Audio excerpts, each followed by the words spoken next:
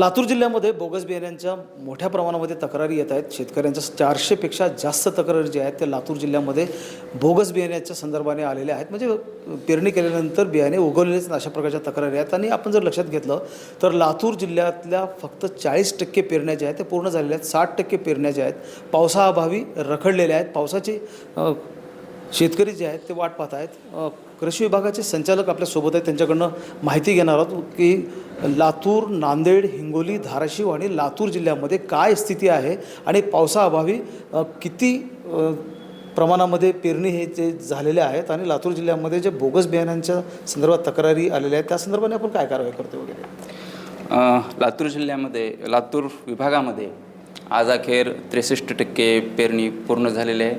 परंतु पावसाचा जर विचार केला तर आज अखेर 231 mm पाऊस संपूर्ण विभागात होणं अपेक्षित होतं. त्या तुलनेत फक्त 152 mm पाऊस संपूर्ण लातूर विभागात झालेला आहे. यामध्ये कमी जो पाऊस आहे तो मेजॉरिटी लातूर जिल्ह्यामध्ये सगळ्यात कमी पाऊस आपल्याला या ठिकाणी पाहायला मिळतो आहे आणि लातूर जिल्ह्यातच पेरणीचं प्रमाण हे त्या तुलनेत कमी आहे.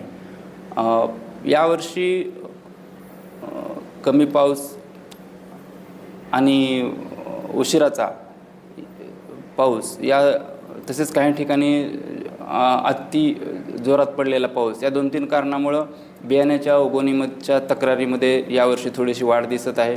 साधारण विभागामध्ये 468 तक्रारी बियाणे न उगवल्याच्या सोयाबीनच्या तक्रारी कृषी विभागास प्राप्त आहेत. त्यापैकी 318 तक्रारींचं तपासणी पूर्ण केलेली आहे आणि उर्वरित 1-2 दिवसात पूर्ण होतील.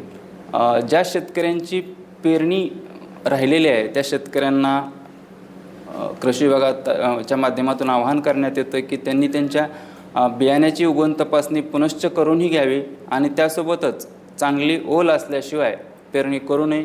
त्यासोबतच पीक विमा योजनेची अंतिम मुदत 31 जुलै आहे.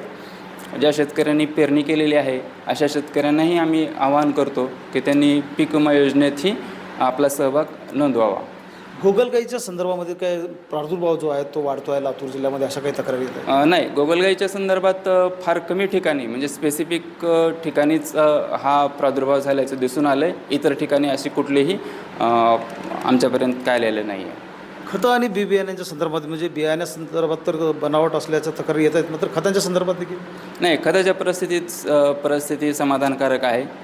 विशेषतः शेतकऱ्यांना पण या माध्यमातून आवाहन करतो की त्यांनी मिश्र खतं घेऊ नयेत आणि विशेषतः जी खतं घेत आहेत त्याच्या पक्क्या पावत्या दुकानदाराकडून जरूर घ्याव्यात.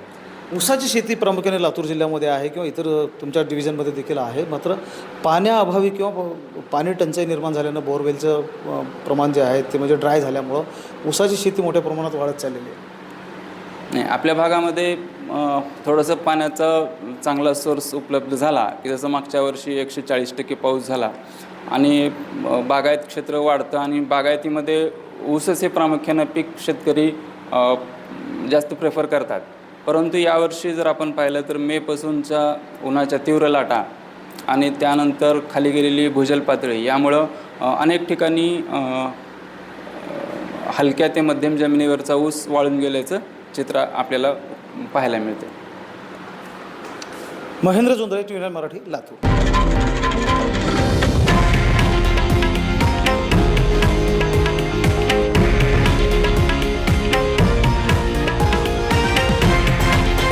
हे आहे देशातील नंबर 1 न्यूज नेटवर्क आणि आपण पाहत आहात TV9 मराठी, एकमेव.